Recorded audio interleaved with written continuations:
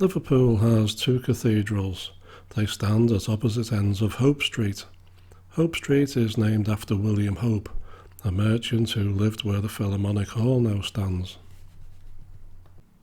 This is the Catholic Cathedral, the Metropolitan Cathedral of Christ the King, known locally as Paddy's Wigwam. However, this wasn't the original design. I found this representation on the internet. It shows how the Catholic Cathedral could have looked, although I'm not quite sure if the scale is correct, because I believe the building would have been much larger than this. Designed by Sir Edwin Lutyens, this would have been the second largest church in the world. It would also have had the largest dome in the world. The foundation stone was laid in 1933 on Brownlow Hill, but sadly, due to spiralling costs, the building was abandoned in 1953. All that was built was Lutyens' crypt. Architect Adrian Gilbert Scott was asked to design a smaller cathedral, but that was abandoned in 1959. So a competition was held, and it was won by Sir Frederick Gibbard. His design is the cathedral which we see today. Construction began in 1962, and by 1967 the cathedral was complete. Built from Portland stone and concrete, even by today's standards, it's a pretty radical design. For me, this is a really iconic building which graces the skyline of Liverpool.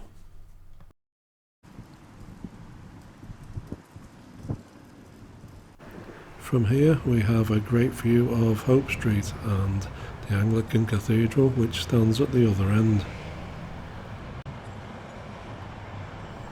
We'll take a walk down Hope Street in a second, but before we do that, let's have another look at the Metropolitan Cathedral.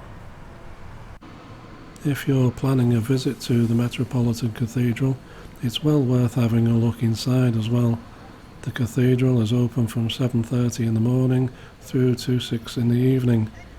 Also, you can take a tour of Lutyens' crypt, which is open from 10 AM in the morning and the last visit is 3 PM.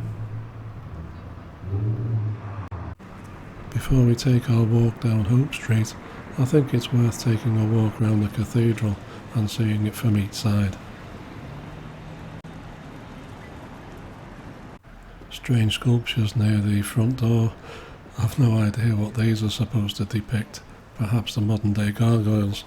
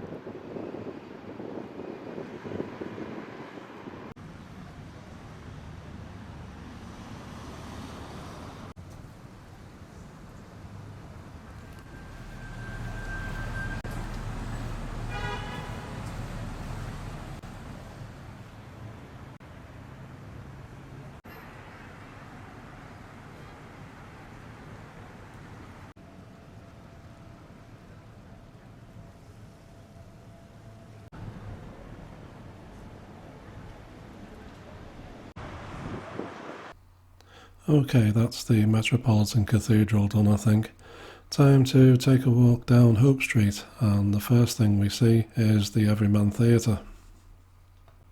The building was constructed in 1837, and it began life as a chapel. It became the Everyman in 1964.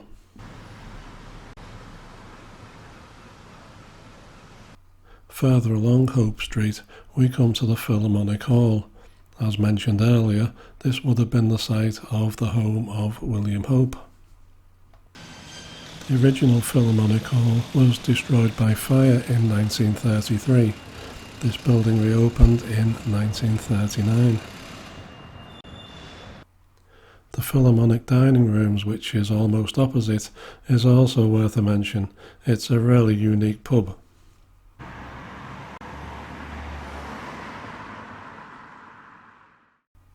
This sculpture by John King is called A Case History.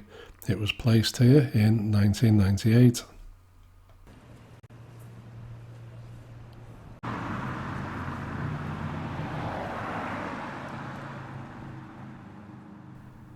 "60 Hope Street," a restaurant and cafe bar, always puts on a good show at its front door.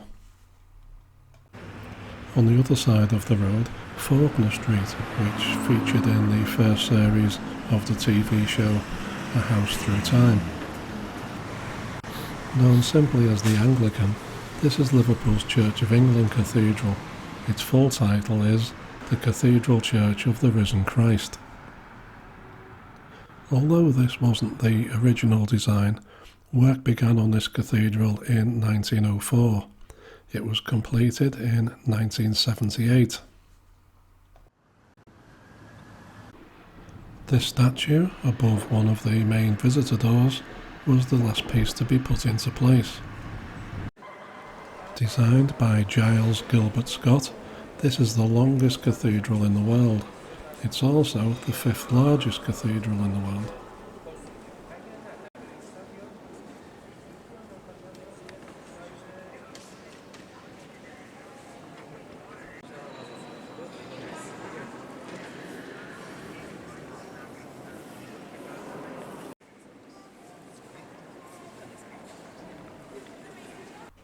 Now, if you're wondering why there's a telephone box inside the Anglican Cathedral, it's because Giles Gilbert Scott designed these as well.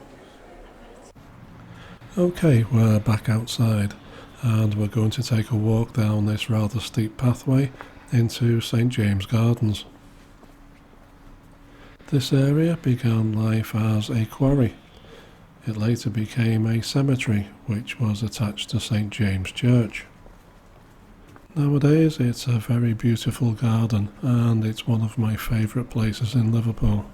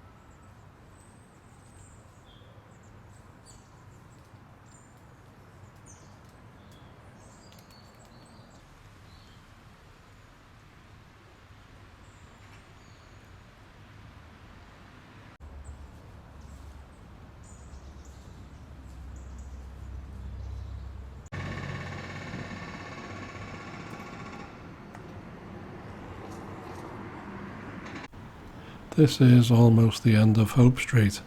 We're near the junction with Parliament Street. But from here we're going to take a walk around the corner and see the other side of the cathedral.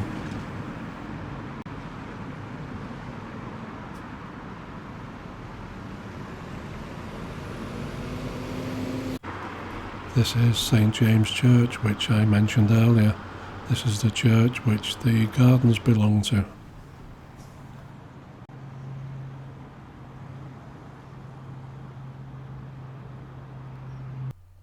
Thank you very much for watching, and we'll catch up soon.